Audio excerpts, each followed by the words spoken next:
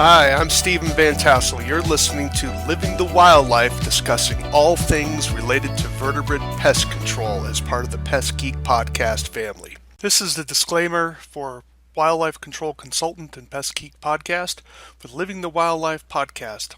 Always follow national, state, provincial, and local laws when using pesticides and or other control methods to manage pests. Wildlife Control Consultant, LLC, Pest Geek Podcast, Living the Wildlife Podcast, Stephen M. Vantassel, or their or his affiliates are not responsible for followers' use of the information provided here. Hi everyone, Stephen Vantassel here, Wildlife Control Consultant, bringing you another episode of Living the Wildlife as part of the Pest Geek Podcast family. Really glad to have you on board. As you can tell, we have a guest today, but before we go to him, we just want to review again what we're all about. We're about research-based information about all things related to the wildlife control field, including the business aspect, which we are, of course, going to be discussing today. If you have questions, comments, concerns, you can definitely reach me at wildlifecontrolconsultant@gmail.com, wildlifecontrolconsultant@gmail.com. Would love to hear from you. Yes, even the criticisms, we'll take those as well. If you're interested in being on the show, definitely reach out. I think there's a lot of information out there that needs to be more widely disseminated. Definitely reach me again at that email address, wildlifecontrolconsultant@gmail.com. Take a few moments, if you would, to subscribe to the channel and give us a review. We'd certainly appreciate that. And don't forget to ring the bell so you can be kept abreast of updates. And I also publish on Rumble. You can see me there over at Wildlife Control Consultant. Today, our guest is Bob Williamson. He is the director involved in the pest control division of Cetane Associates. That's Cetane, CETANE.com. And he is a sell-side broker of businesses. So we're going to learn today about the importance of preparing your company to sell. I know, a lot of you guys don't want to be thinking about that. You're going to be working to 103. But for those few of you that may want to be looking at selling a little bit earlier than 103, Bob is going to be talking about that today for us. So Bob, welcome to the show. Thank you, Steve. I am glad to be here. Great. Why don't you tell us a little about yourself and what you do for people looking to sell their companies? I'm live in southeastern Pennsylvania, just north of Philadelphia. Penn State graduate many years ago. And I'm current position is I work for Cetane Associates as a sell-side broker. So we're a relatively large firm of about 20 employees across the country that help people sell their business. So we take your business when you're ready to sell or thinking you're going to sell at some point. We help prepare you for the sale. We get your information and then we go out and we shop your business. And our job is to get you the best offer for the buyer that you're most comfortable with. So we work the entire process. We take it from the beginning confidentiality agreement all the way through to closing is when we really get paid. So we try to make sure we do it the right way. What would you say is now that people in my age, I'm getting up closer to the 60-year-old mark, and of course my generation's looking toward retirement more and more. What do you think is the biggest misunderstanding that many people have about their pest control or wildlife control business when they're looking to sell? What is, if you could fix one thing that you wish clients would grasp before they reach out to you, what are they missing? The biggest misunderstanding is understanding the value of your business and understanding how to get a value of your business. And where do you go to get some estimation on what your business can sell for and how to best sell it? And that can go way beyond what your accountant will give you, because there's a lot of intrinsic industry dynamics that happen based on the kind of business you have and how it works. Okay. All businesses have value, and there's a lot you can do, especially if you're a few years away, to increase your value and make your business more sellable. And I mean, I'm 65 in a few weeks. So the boomer generation is aging out. So, the number of people in our age group that turn 65 every day is staggering. So these are our customers because they're all going to look up at some point and realize they need to consider selling their business. So what are some of the metrics used to value business? The metrics are multiple. The EBITDA metric is the most commonly one you hear, where EBITDA is an accounting term standing for earnings before interest, taxes, depreciation, and amortization. So your EBITDA is, if you're $1 million business, we kind of need to understand what your EBITDA might be, and we can go through and adjust that. We can get your tax return, but it's not as three different people, Steve, can come up with three different EBITDAs. Right. So it's not a real simple number. So when someone says they got a certain multiple of EBITDA, it really depends what the EBITDA was, and Right. there's different ways to skin that cat. And the EBITDA could be different from one buyer to the next. So Okay. my EBITDA on your business is going to vary from the other buyer, and there's reasons for that. So we go through all that and try to understand the appetite based on that, and there are other dynamics of the business are, the stability of the revenue. So what happens to the revenue if I buy it? If it's stable, how do I know I'm going to get the revenue? How risky is the revenue? How much will the owners not being there influence the revenue? So if I'm buying a business and Stephen is the superstar guy on the ladder all day and he retires, I really don't have a whole lot left other than doing the job Stephen had. So you really have to put a lot of those dynamics into play and say, well, what would this be worth and who is the best buyer based on that? And we get a ton of inquiries every day across the country saying, what do you think I'm worth? And there's all kinds of mythical multiples that they might be worth based on what their buddy told them or they read in a magazine ad, and they're getting information from all different sources. And Yes. there's a lot of variables that go into it. And Yeah. and I have in my previous life of 35 years, I was a buyer and I bought close to 40 companies in the Philadelphia region. Wow. So I'm pretty familiar, and I bought a lot of different type businesses because I was in 9 different things. Hmm. So I've done a lot of different structure for people, from a really small guy doing $250,000 to a guy doing $10 million. So it varied tremendously, and I basically could work with any of the above. Yeah. So the EBITDA issue, because I do some investing in stocks, and so not that I'm very good, Right. but yeah, it makes because it's a lot more fungible, right? Because you have companies that can sort of tweak their earnings, and that's why some people are moving more toward cash flow because it's harder to tweak that. Does that sound about right? Yeah, it kind of sort of. I mean, if you're claiming all your revenue would be the first step. If you're putting it all in your tax returns, that makes it a little bit easier. Yeah. On a business this size, these businesses are not publicly held. It's normally pretty similar. You can go in and look at it and understand it. We typically will ask the owner, like, what else do we need to know about the business that maybe Mm, we're not seeing on your tax return? right. So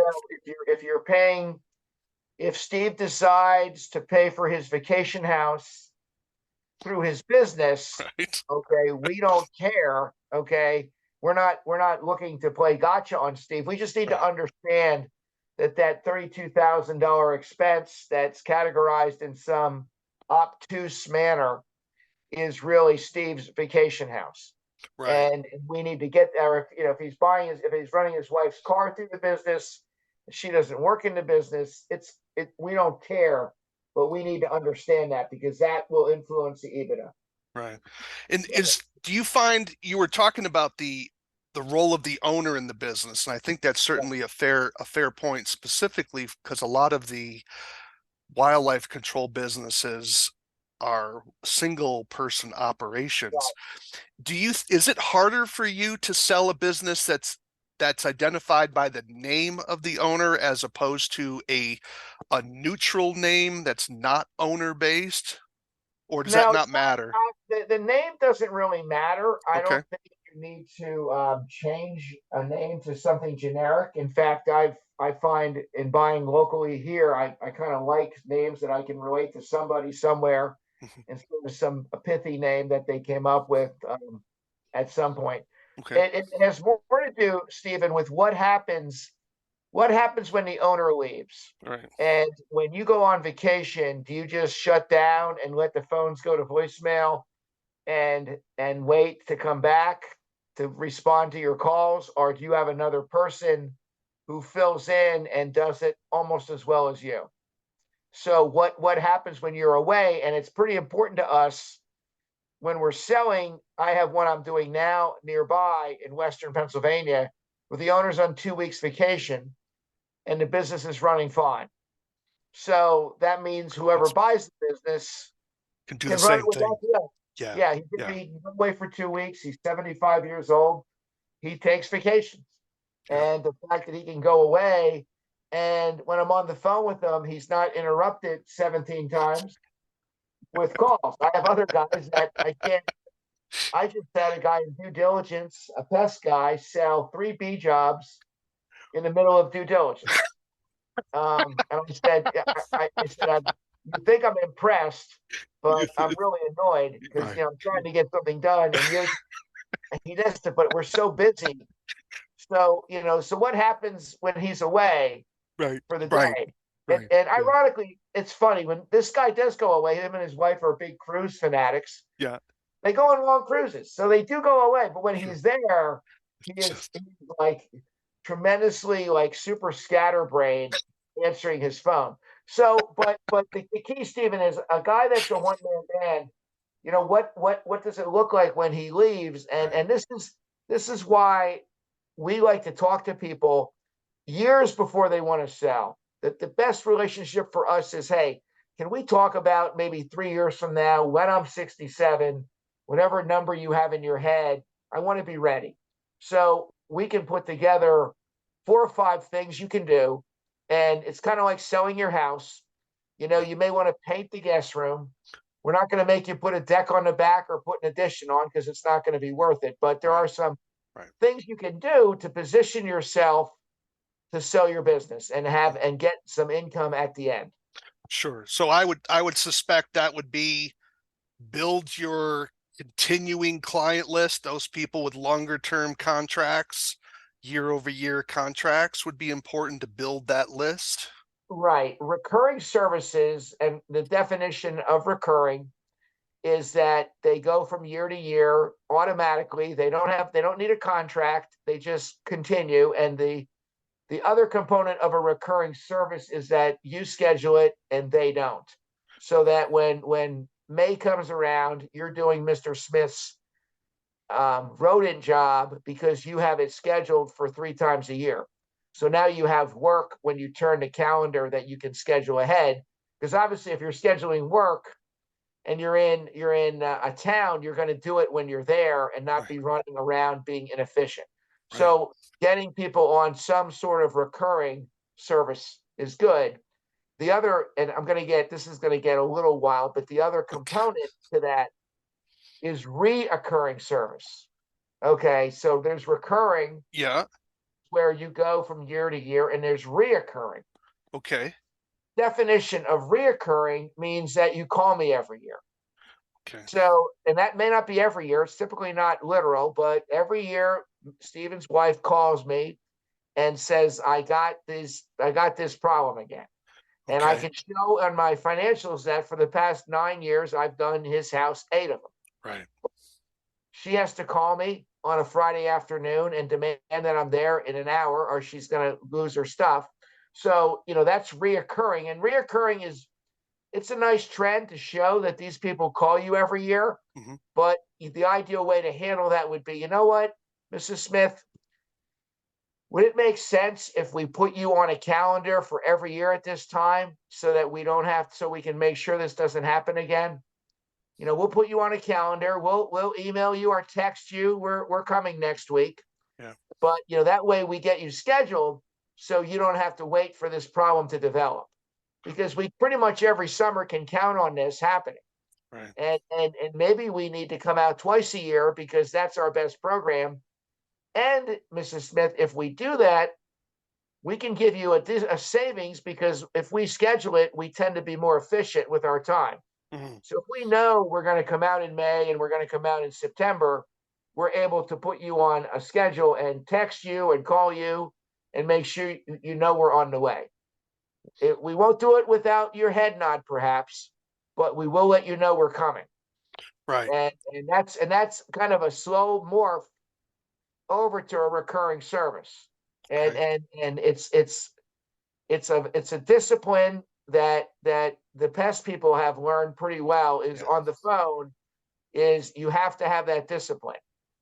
Because if you're able to train your staff and yourself to say, would it make sense for us to get you on some kind of schedule so that it would make life easier for you, you're going to bat well above 50%. You might bat 50%, but let's face it, at the end of the day, you're going to develop revenue that you have better control over and can be scheduled. And that's going to make your life better, because when you come in on Monday and you go to your voicemail or whatever you use, you're going to have that work set up ahead of time. Right. Does Where do contracts or renewal, like some wildlife control operators do have warranties for their work, where there's, say someone did a bat exclusion on a house and they will have an annual warranty, where would that fit in? Would that fit into recurring or reoccurring? That's Uh, recurring. When okay.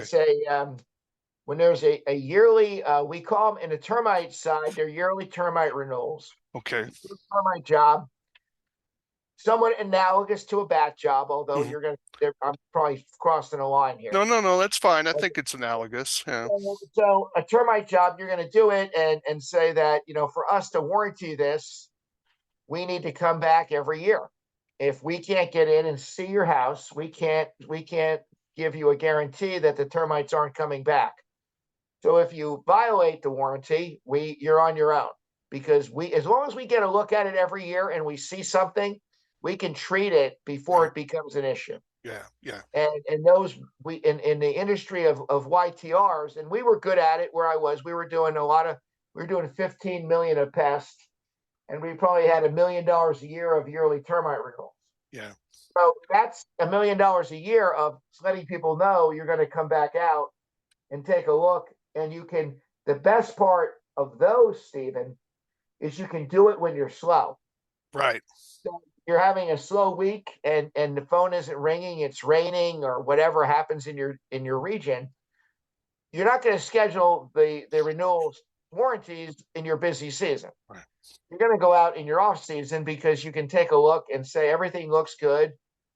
I cleaned out a little bit. I saw some things starting, and I took the liberty of doing. You kind of want to find ways to add a little value Hmm. inside the home, and maybe point out things that they may want to take care of. So when you're there, you might see. Again, I'm not an expert. You might see rodent droppings Right. Yeah. that they may want to say. Let me show you this. I just took a picture of these in your basement, and this is something I would be concerned about. Right. These are mice or rats or whatever, armadillos or whatever. I'm from Philly, so we don't have armadillos in Right. Philly. That we would probably eat and kill But you're them. you're using it as an opportunity to even cross sell and maybe upsell to another service that you could provide as well. Yeah, correct. And Yeah. and it's nice when you're in a home to add value. Like when you're in a home and point things out that Yeah. these are things that I kind of have an obligation as a professional to point these things out, Right. because and your eyes are trained. When you're in an industry, I grew up in the lawn care industry out of Penn State. I was a golf course superintendent, and I could drive by lawns doing 70 miles an hour and identify diseases, because Right. I knew what they look like from far away. Right. I knew the pattern, I knew the general modeling, I knew the time of year, I knew the environment, and it was an easy observation. I could look at any tree and tell you what kind of tree it was, because I studied trees in school, and there's a different shape, and there's a different leaf, and there's a different bark. And after a while, it becomes your eye gets trained to identify that. Right. Are there Same kind of are there any differences in selling from your perspective and your experience from selling to an external buyer as opposed to someone who is maybe selling their business to children or to someone who's already in the business? Maybe they're selling it to an employee. Is there a is it the same process or are there different nuances with those types of sales? typically the short answer is totally different Okay. to that question. So if you decide you have a child you want to sell it to, or an employee, a loyal employee who has interest, that is where you would have someone do a business valuation Hmm. and come up with a number and say your business is worth $500,000. And you may opt to say, well, it's my son, and I'm going to sell it to him for a discount, which is totally up to you. So at that point, then you would be able to operate on a third party value. Okay. It's nice to at least know what we think the business would be worth, and Hmm. we do business valuations for that purpose. Unfortunately, they're often around divorces, and they're Yeah. usually a little more in an ugly environment. Yeah. But for we've done them for parent to child, although typically they work that out on their own Hmm. without involving a third party. Okay. They typically work out a deal where they can both do it. It's not easy, and I tell them when their kids are attorneys and lawyers and they're doing other things, and they want nothing to do with the business. That might be the best thing you could hear as a parent, versus involved. So I've Yeah. always said you're blessed that your kids don't want to be in the business because it makes your life a lot easier as you age out of it. Interesting. So that's a different perspective because I've always been, well, I shouldn't say always. In more recent years, I've been quite concerned over the number of people that don't seem to be willing to take over their parents' business. And I've just felt a little sadness over that because I think some of these folks are giving up a major opportunity. Now, I understand there's sometimes family dynamics that are a problem. But that aside, sometimes people have great relationships with their parents and still don't want to do it. And I'm like, really? I mean, it seems like such a blessing because some of these businesses are quite valuable. I never have been in that environment. I've always, when my kids are off doing different things, which would Yeah, be my desire. yeah. I don't know. I think Thanksgiving would be different. Well, I that's think true. every family dynamic would be different. There's Yeah, always people that have it. I sell a lot of businesses owned by brothers and sisters and siblings and partners, yeah, and they are harder to sell. yeah. I There's would agree. dynamic. There's two people in the room. They both have to be ready to sell. Yeah, Um, there's spouses involved. Spouses have opinions. yeah, They get his brother makes more than him, or whatever happens within a family dynamic. I don't envy any of it. It's certainly from a broker standpoint harder for us. But yeah, I mean, I've had many kids take over and do a better.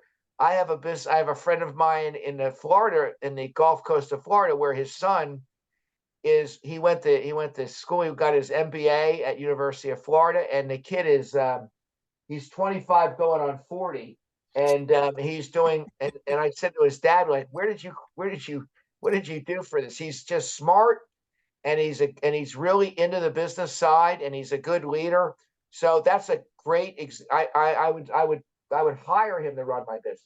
right, right, That's a very fortunate case, that he is both more educated than his dad was at this point in a good way. right, And right. he's also very familiar with the business and has really solid people skills for a 25-year-old. Yeah, So there are cases where it's great. sure, There's a lot of sure. cases. I have other cases where they're 27 going on 16, and the parents are kind of waiting to see them step up, and it Not ain't gonna happening. happen. It's not And happening. No. and that's just the kid perhaps. Yeah, yeah, So but that's a tough situation. And then they feel a need to try to get them in, but they're 67, their kids 28, and it ain't happening. Yeah. So you have to make a decision what to do. So are there ways, I wanted to just circle back to, because you talked about a 3-year time horizon if someone was looking Right. to retire. Would you, what would be the most in the future that someone should be looking at? Would you say 5 years, or is a 3-year kind of the sweet spot? Like if you're I getting think serious, you need to start really ratcheting things up in this 3-year I level? yeah, I think it's a great question. I think, Steve, 3 years is the answer, but I think that the answer to the 5 year perspective is, if it's 5 years, that falls to me under, are they looking at ways to improve their business Right, constantly? right, Because if right. if Okay. they're going to industry meetings and they're talking to people like me, or I'm not the only guy out there, but if they're talking to people to get advice and they're following it and they're doing things correctly, they're already doing all the right things, perhaps, because they're asking questions and they're curious. And curious people always do better because they want to understand what can they do to better run their business. Gotcha. And they're getting advice from people like me that have done it for 35 years and made a lot of mistakes, that are very willing to share what we do. There's always some individualization, but let's face it, if they're out there getting advice, there's a good chance they're going to know what they need to do. Right. I'm going to tell them, what are you doing to sell recurring service? And they're going to say, well, my industry doesn't have recurring service. Right. And then we're going to go through the drill. Well, here's a process. Here's what you have to do when they call. You have to be disciplined and say, um, would it make sense? Which is my favorite line, because it's kind of really a soft sell. Would it Hmm. make sense, Mr. Smith, to have us schedule this ahead of time so that we don't run into this situation again? And it's a great way to get them to say yes, and then say, here's what we'll do. I'll put you on the calendar in May, and I want to put you on twice a year because I think this problem requires a little more attention, and I can schedule it and do it for less money now because I can schedule it, and we both benefit. All right, so there's ways to do that. Yeah. No, I Yeah, think those are good points, and I just want to encourage the audience while you're listening to this, you're getting some important gems. If you should be, those of you that are new in the business, you should be looking down the road in the future. I know it's a long way away, but how could I value my business and improve it to sell? Those of you that are a little bit more longer in the tooth, as they say, you need to be thinking about what is your transition plan? Because you might, when you're trying to sell, you might get a reality check that you weren't quite emotionally prepared for. And now is the time to have that check, right. rather than when you're like, I need to sell now because my body's so busted up, I've got to get out of the business. I mean, prepare while the sun is shining, right? Make hay while the sun shines. And so I The know other these are difficult things for people that are crisis driven like we are in our business, but you've got to start planning work on your business rather than the business running you, right? So this is important information. Do you have advice for how strategies for how people who are involved in a partnership, perhaps maybe they have a business relationship with family members, on how they could un deal with valuation questions and selling questions before one of the partners needs to sell? Are there strategies there that you would suggest? I understand you're not a lawyer, but there are but things that you've seen people do to work some of that out. Well, the easiest ones are to talk about it and talk about what your plans may be and Okay. have a discussion and say, we're going to be partners. We need to talk about what happens when one of us decides they want to get out. What is that going to look like? And how do we process that ahead of time, when right now we're the furthest thing from it, but it's going to be very important that we have a buy sell option, that when I want to get out, we have a way to value the business and you can buy me out, or I can go to a third party. But those are conversations that many people don't have. I have partners now that haven't really spoken to each other in years, and they work in the same building, and they actually kind of get along. Okay, they're not. So it's not. It's just. I call it. Functionally dysfunctional is my Right. psychological definition. I like that. Yeah. Okay, so it's not if you ask them if there's an issue, they would both say no, and I think they're right. Okay, but they don't They communicate don't about it, communicate. Yeah. and that's not uncommon. So yeah, they're not. There's no hostility. Yeah. It's just what happens. So yeah, it's tough. I mean, I wouldn't want to be a partner with one of my brothers. I just can't imagine how it would go, but it Right. happens quite often, Sure. right? Sure. So The other thing, have the conversation. Do you advise people to consult a lawyer and try to work out a system like, like I've always thought businesses like that should have a share program where they could sell out their part or have the opportunity for their partner to buy them out and have those terms in writing and how they would evaluate it, maybe getting three estimates and or a third party to evaluate it and then sell so that you kind of anticipate totally. some of these objections. All great ideas, and all great ideas to do way before you ever need to. Yeah. All things to do before you're in the situation, Okay. before it's raining. Plan for rain, and that'll happen. And do this stuff ahead of time. All right. The other stuff, Stephen, that you can do to add value that's really easy, kind of like painting your guest room, Yeah. is staying disciplined on price increases. You should really increase your price every year, and you don't need to raise it a lot, but every year you should consciously raise your price. Yep. And the reasons for that are that nobody cares when you wait 3 years and then you adjust. They Yeah. don't they don't thank you for the past 3 years you haven't. Right. And secondly, in our industry, and I couple this with pest control and Yep. everything else I've been involved in, labor, we sell labor, and labor costs more every year. Right. So people want raises, you want to make more money, you have bills to pay. We're not selling things that you can drive efficiencies out of and Right. have made in a foreign country. So you're in the labor business, you need to be very disciplined. We call it similar. I heard a great analogy. It's like eating vegetables. They may not taste good, but you need to eat them every day. Okay. And you may actually like them eventually, or you may just Right. tolerate them. But Do- it's the same analogy. Is there a sweet spot? Are you thinking, 2 to 3% a year, or is that just It's how fair. I think 2 to 5%, two to depending on five the percent? situation. Okay. And if you're not doing recurring service, it's really how you quote on the phone. And here's Yeah. what we're going to offer you, and here's the pricing we're going to provide. Yeah. And raising it $5 every year is going to be your probably easy way to make that adjustment. Yeah. Yeah. It Yeah. doesn't have to be a percentage, but it's a way to make sure that you're not, you got to break through these 100 or 200 or $300 thresholds. Yeah. It's just your head trash, not theirs. They Right. don't have a clue what it's going to cost. And I mean, if you call and say, here's how we work and here's our cost, and they say you're crazy, that's way too much money. And you say, well, I understand, sir, and you may want to try some other options. But for us to do it the right way, Right.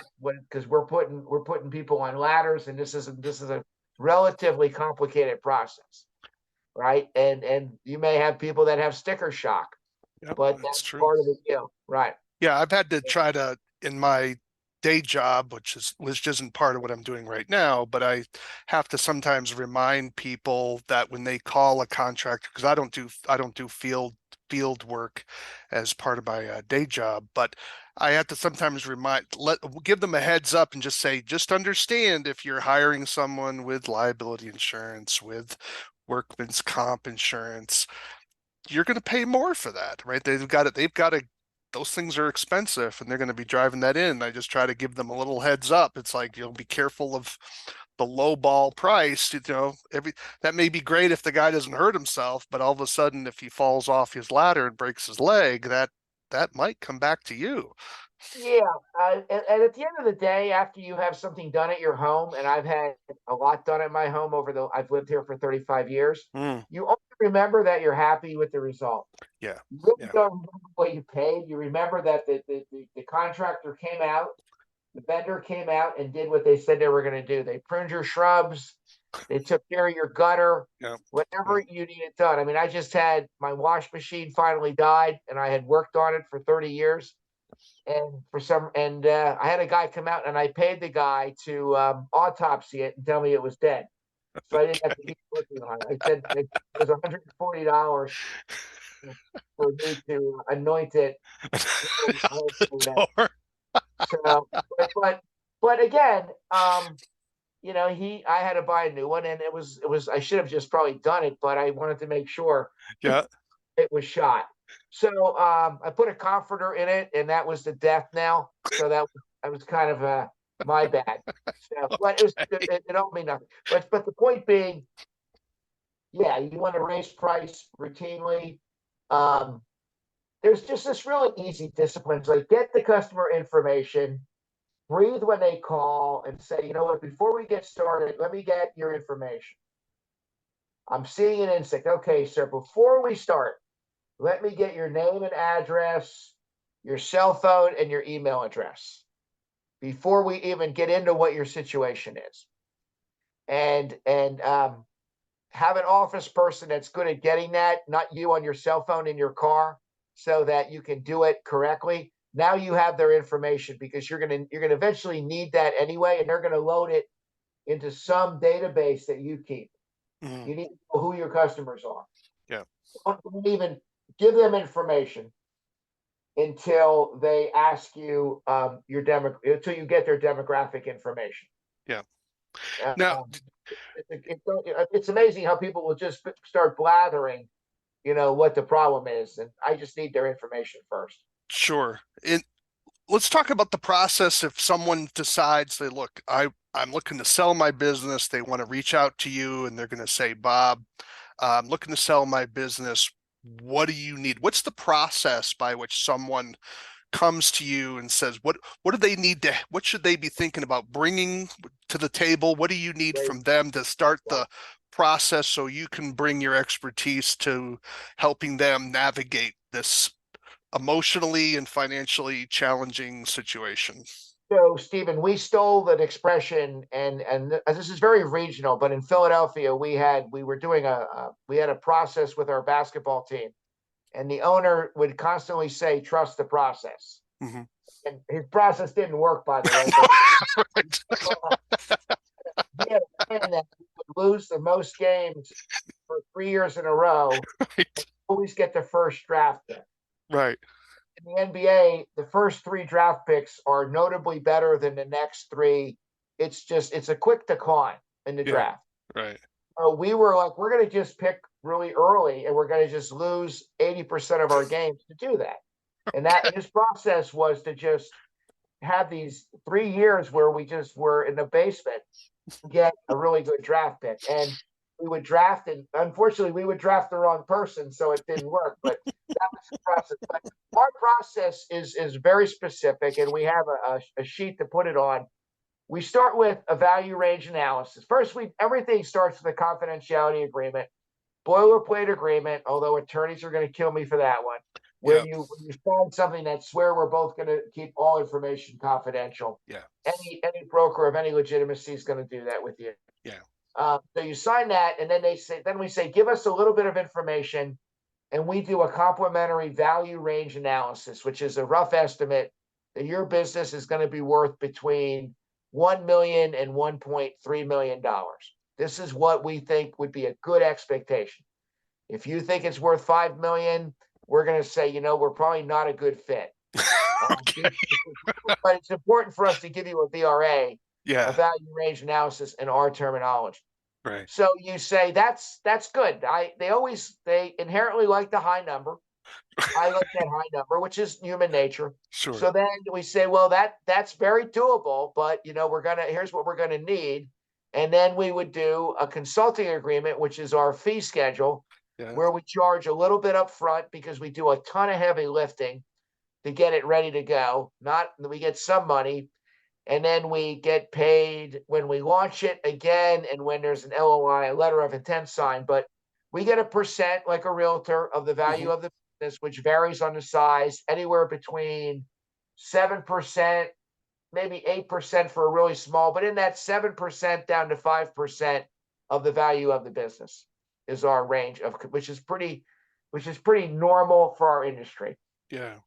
So we get that, you sign that and says you have to give us exclusivity. We're the only guy selling your business. You Yeah. can't like find a buyer. If you find a buyer, give them to us and we'll work with them.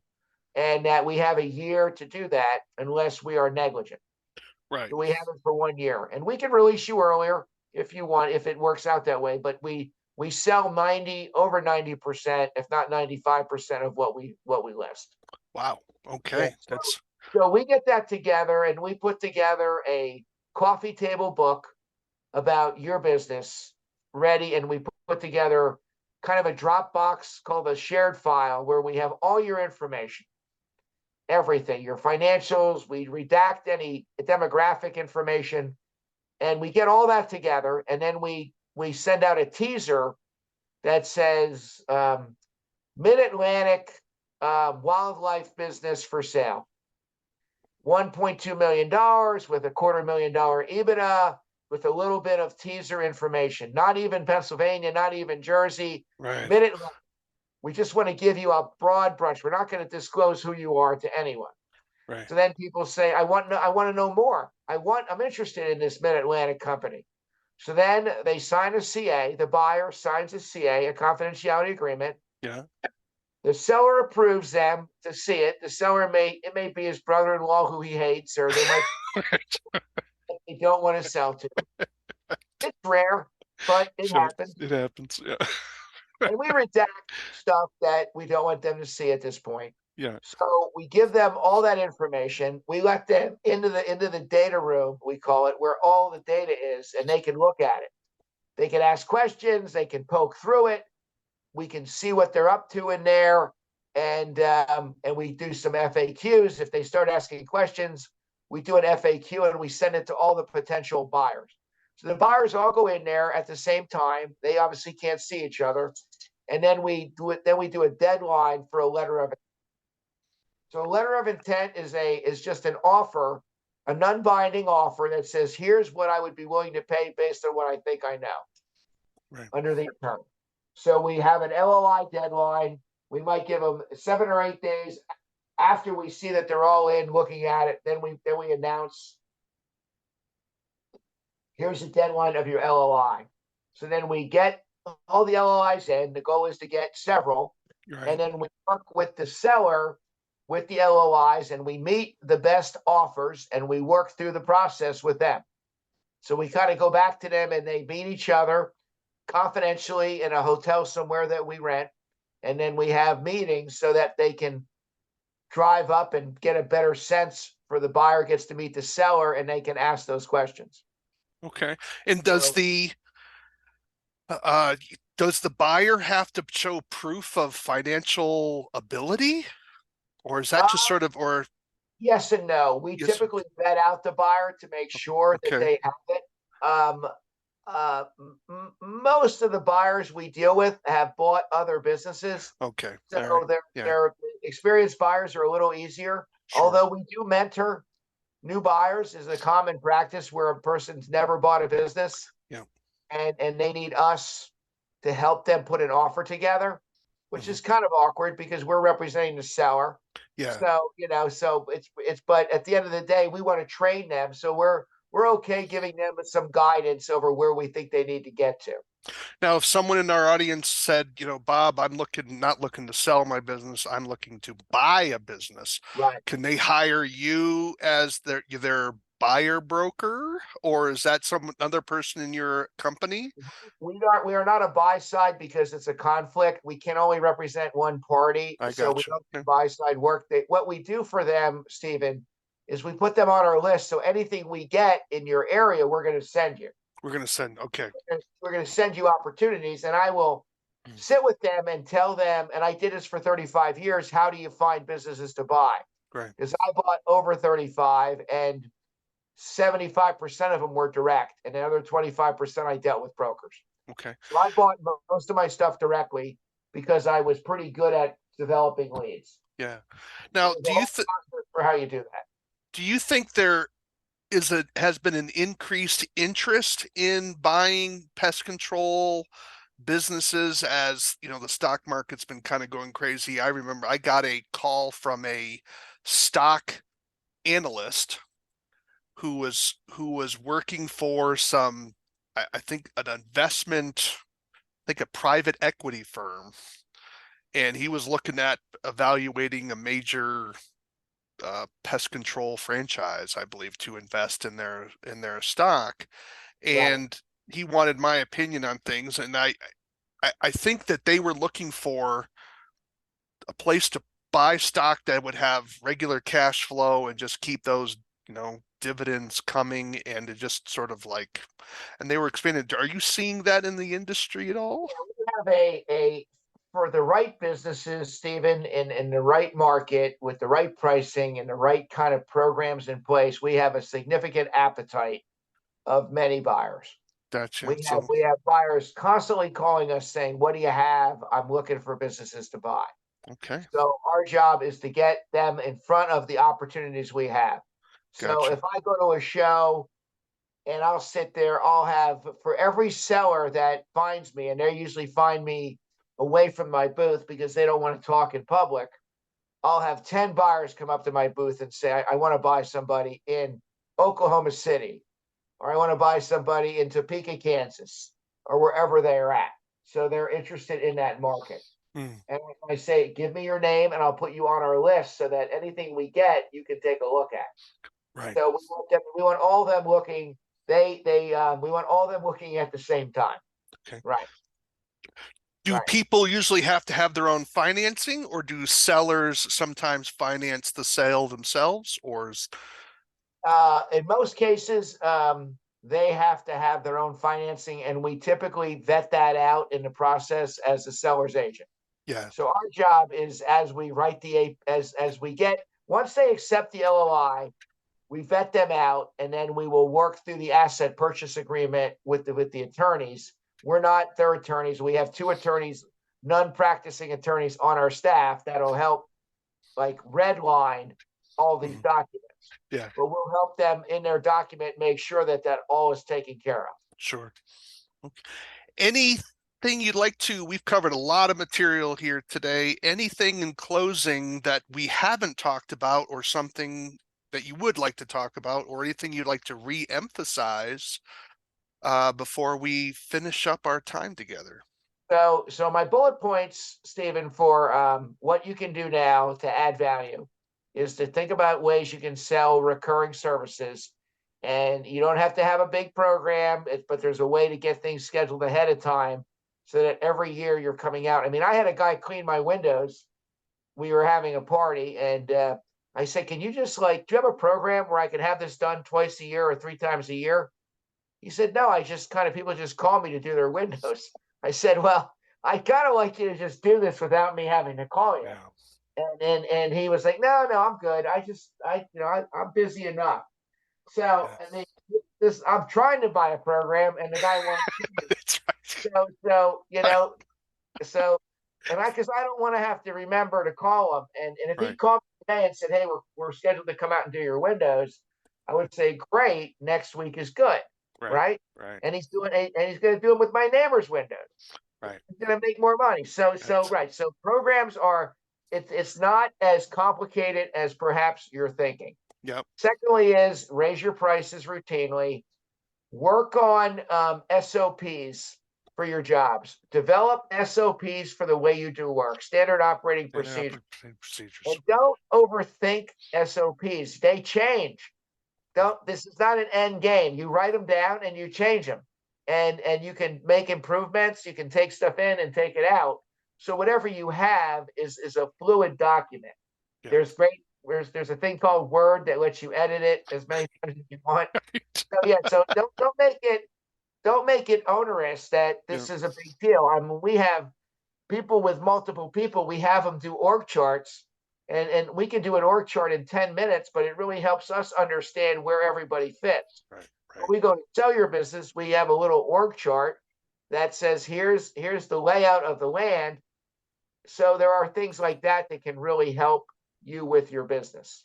Yeah, that's some great advice. I was contracted by a company to do some work along those Standard operating procedures is probably, yeah, a little bit in that particular area, as well as, their mode of operation on some things. And it's not as hard as people think, but if you don't want to do it, reach out to me and I can certainly help you with that. Well, Mr. Williamson, we're really glad to have you on board here. Let me kind of give your contact information again. You've been listening to Bob Williamson. He is the director of the Pest Control Division of Cetane Associates. That's spelled Cetane. And you can visit his site at cetane, CETANE.com, and reach out to them. So they're quite attentive. Sometimes when I request guests, it's like a black hole. Not the case with Mr. Williamson here. He was able to reach out and was really glad that he did, because I think this information is really important, and I really appreciate you taking the time to share that with our audience. So cetane.com, if you're looking to sell your business, definitely check him out. And if you're looking to buy a business, you may want to be on his list. If he gets a hold of companies, he can bring you into the loop, because we're not getting any younger here, folks. So you better prepare for retirement. And yeah, it's something you want to think about at least 3 years out, but you should be thinking about it even now, multiple years ahead. Well, thank you very much. Really appreciate your time. So you've been listening to Living the Wildlife as part of the Pest Geek podcast family. Do take a few moments, if you would, to subscribe to the channel. Ring the bell, and of course, if you have questions, comments, yes, even criticisms, you can reach me at wildlifecontrolconsultant@gmail.com, wildlifecontrolconsultant@gmail.com. Thanks everyone for listening. This is Living the Wildlife. Why do they call it Living the Wildlife? Well, because we want you to live the wildlife, not be the wildlife. Take care, everybody. Thank you, Stephen. Thank you.